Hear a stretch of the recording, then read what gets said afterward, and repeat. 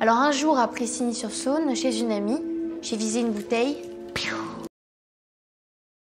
Dua orang wanita yang sedang dalam masa kesulitan.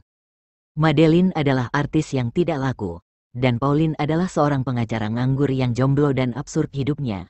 Kehidupan berbalik ketika Madeleine dituduh melakukan tindakan pembunuhan. Baik Madeleine maupun Pauline kemudian menghadapi persidangan yang rumit.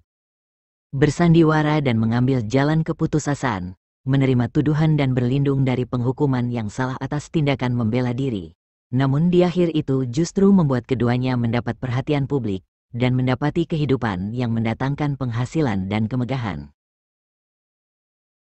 Sebuah sinematik yang memanjakan dan menggugah pikiran dalam gaya kelucuan, The Crime is Mine, film Perancis yang berlatar waktu klasik, tahun 1935, menceritakan sebuah masalah mengusut tindakan kejahatan dan penegakan keadilan dengan gaya yang menggelitik.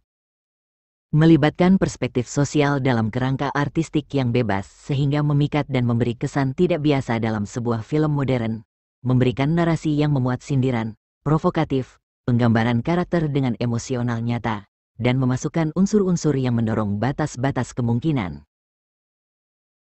Seorang wanita, seorang aktris, pulang tergesa-gesa dari rumah seorang produser ternama, meninggalkan tanda tanya. Sesampainya di apartemen kecilnya, bersama Pauline teman sekamarnya, Madeleine bercerita bahwa ia baru saja dilecehkan di rumah produser ternama tersebut.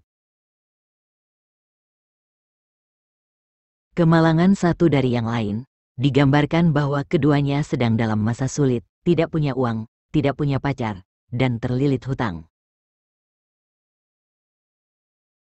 Seorang lelaki tampan dan ningrat menemui Madeleine, Andre, seseorang yang naksir berat dengan Madeleine.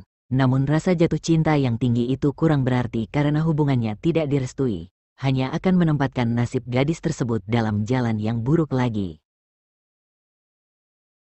Kedatangan seorang detektif ke apartemen mengejutkan keadaan. Rupanya melakukan penyelidikan atas kematian seorang produser ternama, Montferrand, orang yang baru saja ditemui Madeleine, yang baru melecehkannya. Kemudian datang kabar dirinya tergeletak dan terduga mati dibunuh. Madeleine menjadi terdakwa utama. Madeleine pun diundang ke kantor polisi. Di sini jalan film mulai menarik, penggunaan gambar hitam putih untuk menjelaskan masa lalu dan twist dari tragedi. Mengesankan, pembawaan narasi atau dialog menggunakan gaya komedi, memaparkan ironi akan kemampuan pihak kepolisian pada sudut pandang yang rendah dan terbelakang. Sedangkan unsur utama alur cerita tetap dalam arus yang nyata. Madeleine disudutkan akan bukti dan kondisi tempat yang ditinggalkan dalam susunan kronologi yang dibuat-buat. Madeleine akan disidang. Madeleine memiliki Pauline sebagai pengacaranya, sekaligus menjadi jam terbang pertama Pauline sebagai seorang pengacara. Keduanya mengatur siasat untuk tidak menyangkal di sini. Keputusasaan hidup membuat keduanya memutuskan untuk mengambil tantangan. Madeleine menerima tuduhan namun Pauline menyusun skema tindakan kejahatan atas dasar membela diri. Kejahatan pelecehan seksual seorang laki-laki terhadap perempuan, ketidakadilan hak yang dimiliki wanita, rendahnya martabat dan keterbatasan kaum lemah, menjadi pokok dasar tuntutan Pauline dan Madeleine dalam membela diri di persidangan. Hal itu lalu menarik perhatian dan belas kasih dari hakim pengadil, jurnalis dan hati masyarakat. Madeleine terbebas dari hukuman.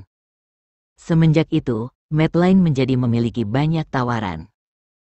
Meraih panggung popularitas dengan sensasi, begitulah yang sering terdengar di kehidupan nyata.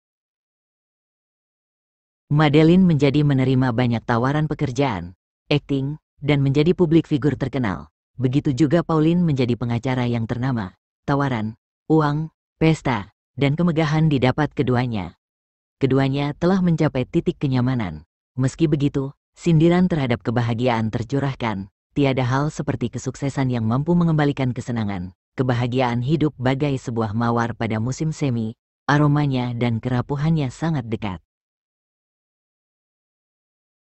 Seorang wanita datang ke rumah baru Madeleine dan Pauline. Ia, Odette, mengatakan bahwa dirinya adalah orang di balik pembunuhan Montferrand. Motifnya menampakkan diri setelah sekian lama mengubur rahasia kriminalnya adalah karena keirian terhadap hidup baru yang didapatkan Madeleine, seorang pembunuh yang berubah menjadi terkenal dan sukses karir. Ia memanfaatkan keadaan untuk menarik uang, mengancam Madeline dan Pauline dengan menghancurkan reputasinya yang telah dipandang baik oleh masyarakat. Akibat pemerasan itu Madeline tidak merasa aman. Apalagi ia masih sendiri dan hubungannya bersama Andre belum menemui titik terang. Untungnya Madeline memiliki teman yang baik. Lelaki parubaya yang hanya kagum dengan Madeline dan tidak memiliki hasrat seksual itu rupanya mau membantu Madeline untuk meyakinkan ayahnya Andre untuk bekerja sama dan merestui hubungan anaknya. Semuanya berjalan baik. Ayahnya Andre, Tuan Bonnard rupanya malah kagum dengan wanita pilihan anaknya itu.